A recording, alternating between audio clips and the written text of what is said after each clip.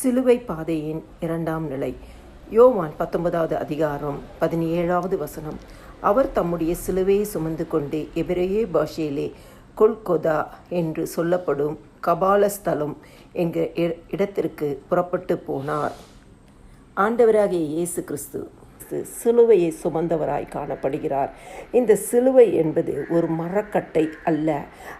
அது நம்மளுடைய பாவம், நம்மளுடைய துன்பம், நம்மளுடைய சாபம், நம்மளுடைய நோய்கள், நம் முன்னோர்களின் பாவங்கள், 3ஆம் 4ஆம் தலைமுறை மட்டும் தொடர்ந்து வர பாவத்தின் கிரியைகள் எல்லாவற்றையும் ஆண்டவராகிய இயேசு கிறிஸ்து சுமந்து கொண்டார். தன் தோளில் அவர் சுமந்து கொண்டு அவர் நடக்கிறார்.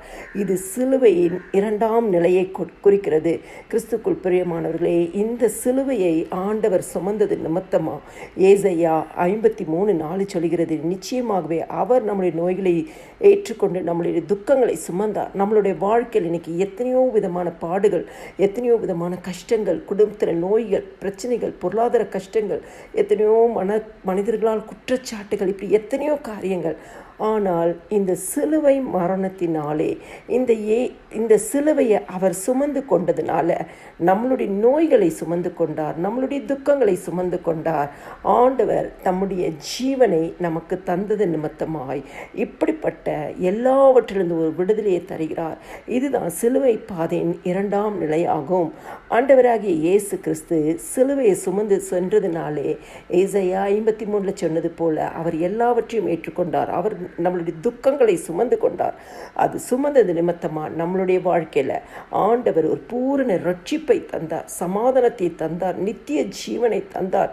இன்றும் நாம் இயேசு கிறிஸ்துவின் சிலுவை மரணத்தை சொல்லி ஜெபிக்கும் பொழுது ஆண்டவராகிய இயேசு கிறிஸ்துவின் சிலுவை மரணத்தினாலே பாவத்திலிருந்து விடுதலை, சாபத்திலிருந்து விடுதலை, பூர்வீக கட்டுகளிலிருந்து விடுதலை, நோயிலிருந்து விடுதலை, இன்னும் எந்த காரியத்தில் கட்டப்பட்ட நிலைமைகள் குடும்பங்கள் இருக்கிறதோ ஆண்டவராகிய இயேசு கிறிஸ்து நம் நிமித்தமாய் சிலுவையை சுமந்ததினாலே, நமக்காக அந்த சிலுவையை சுமந்ததினாலே, நமக்காக அந்த சிலுவையை சுமந்து அவர் கொல்கத்தா என்ற மலையில் கடந்து போனதினாலே, நமக்காக தன் ஜீவனை கொடுத்ததினாலே இன்னைக்கு நாம் விடுதலை அடைந்து விட்டோம்.